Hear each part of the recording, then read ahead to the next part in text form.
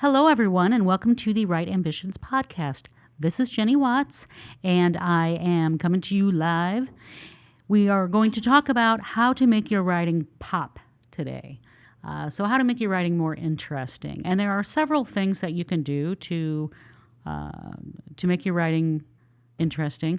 One of them is using active voice when possible. One of them is varying your sentence length. One of them is changing up the words that you use, making sure that you're not overusing one particular word too many times. So let's start by varying your sentence length. This will help your words flow. It will help create a cadence to your writing, almost more like a song, like the words kind of bounce and skip over the pages. Like I like to think of it that way. There is a good example of varying your writing by Gary Provost, and I'm going to read it to you now. So it starts out with short sentences and then kind of describes what happens when you vary your sentence length. So here goes. This sentence has 5 words. Here are 5 more words. 5-word sentences are fine, but several together become monotonous. Listen to what is happening. The writing is getting boring. The sound of it drones. It's like a stuck record. The ear demands some variety. All of those sentences I just read had 5 words. But you could tell that it was choppy. It just didn't flow. So let's view what happens when we create a little more variety to the length of the sentences. Now listen. I vary the sentence length and I create music. Music. The writing sings. It has a pleasant rhythm, a lilt, a harmony. I use short sentences, and I use sentences of medium length. And sometimes when I am certain the reader is rested, I will engage him with a sentence of considerable length, a sentence that burns with energy and builds with all the impetus of a crescendo, the roll of the drums, the crash of the cymbals, sounds that say, listen to this, it is important. So write with a combination of short, medium, and long sentences and create a sound that pleases the reader's ear. Don't just write words, write music. That is from Gary Provost, as I mentioned, and I really like that example. I think it does a really great job of showing what happens when you use all short sentences and how the writing is like I said, choppy, and it just doesn't flow. There's no cadence to it. And when you vary the length, then it becomes more interesting and engaging for the reader. So that's one thing you can do to help create a more interesting story when you're writing. Another thing you can do is use active voice. Now, active voice will make your writing stronger. It makes it more direct. In active voice, the subject is performing an action. So an example is Jenny recorded the podcast.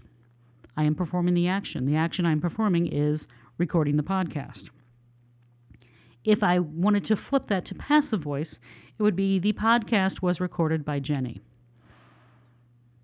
Okay, that is not necessary to state that way. That makes the podcast the subject of the sentence instead of me, who is recording the podcast. So keep that in mind when you are writing.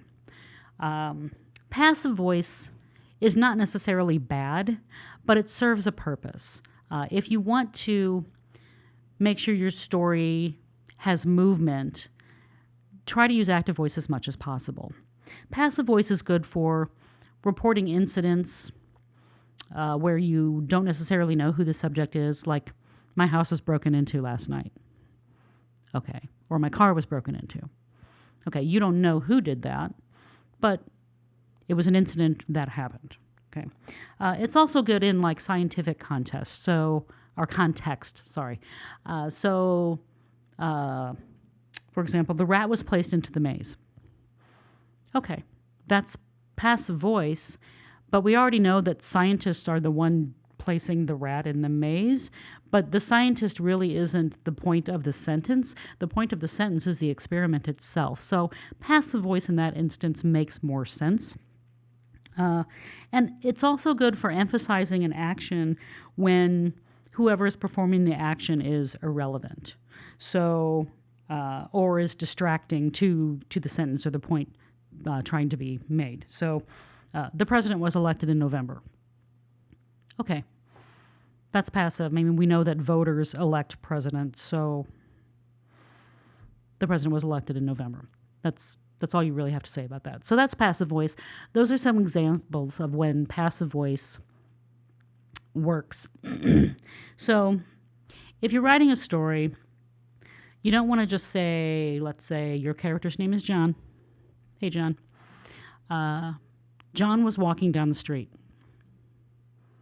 Okay. And while John was walking down the street, your reader fell fast asleep. So let's change that now. John walked down the street. Ooh, we're already getting more interesting. He's got people to see, places to go. He's walking. He's walked down the street. But is there some other way we can say that to make it even more interesting? What are some other words for walked? Why is he walking down the street? Where is he going? Is he walking down the street to get away from someone? So instead of walk down the street, he ran down the street? Is he going for a nice leisurely stroll? So he shuffled down the street? Did he amble down the street? Mix your words up and make them more active in and of themselves.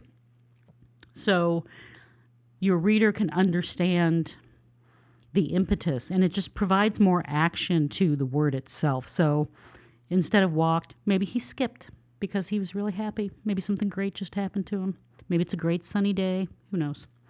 So things like that can really just help your writing be better and more engaging for the reader.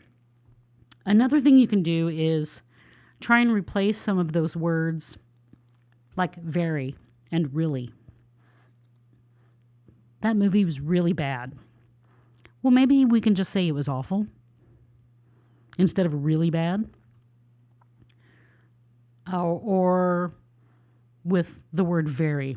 That was very good. How about that was awesome? You see how it just changes things up, and very and really are just kind of indicators of nothing, really.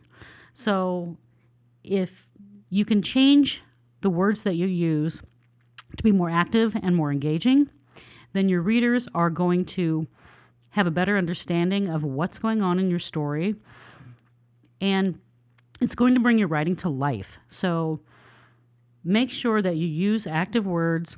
This is where the dictionary and the thesaurus really come in handy.